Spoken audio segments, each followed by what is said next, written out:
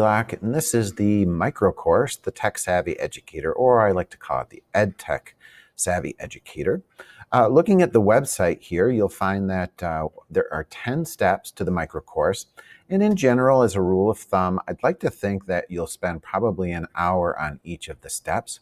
So that means you can get up to 10 hours worth of PD time. Some steps you may go through pretty quickly and easily.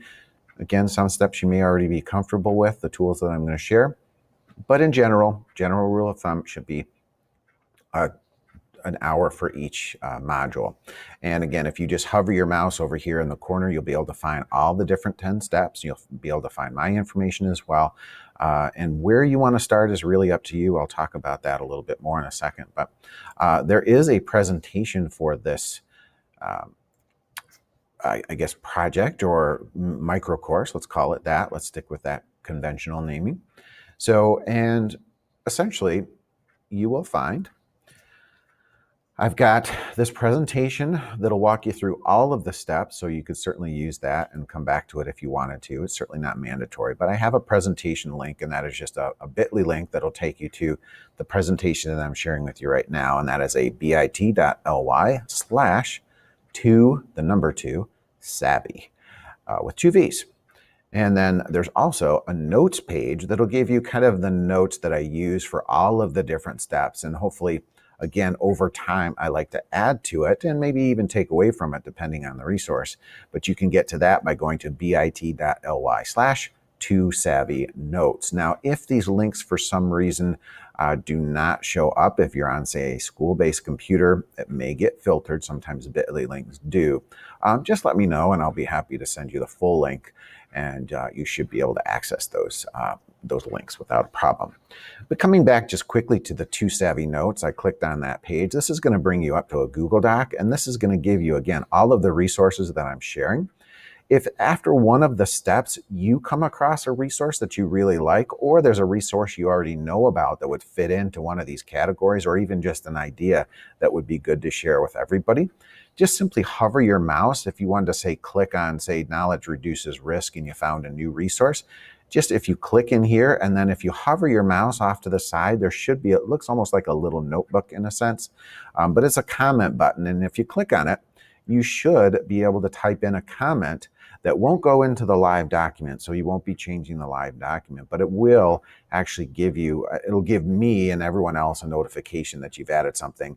And if it's a resource that I think belongs there, I'll just throw it in. I'm sure it's going to be, and I'll throw it into the rest of the links so everybody can enjoy it. And then I'll just check your comment so that it'll go away, but what you added will be there. So feel free to do that. Throw in a comment, or throw in a suggestion for that.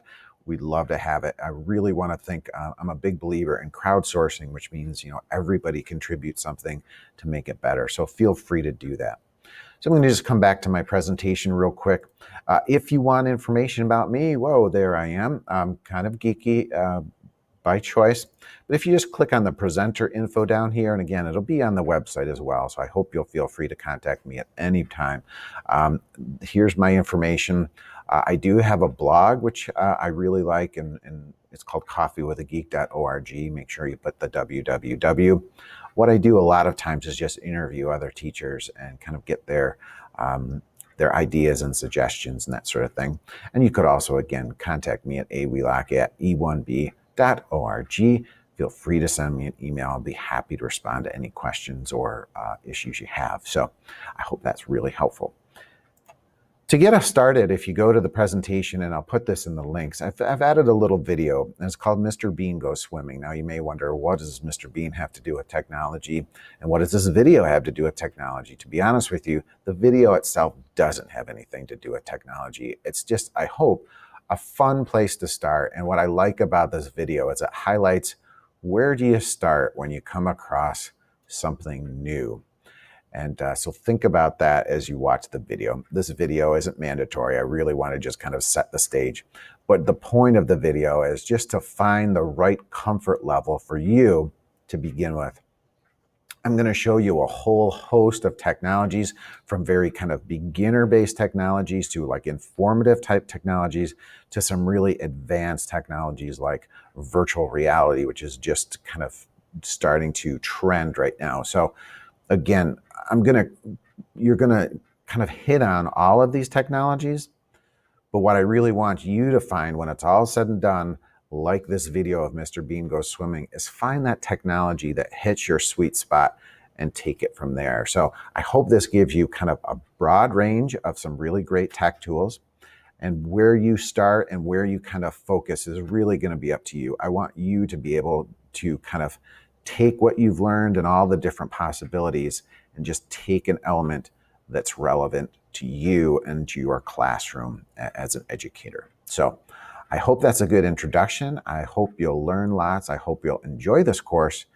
And if you don't, or if you have questions or want to tell me what you think, how I can make this better, feel free to connect with me. So enjoy the course. My name is Andy.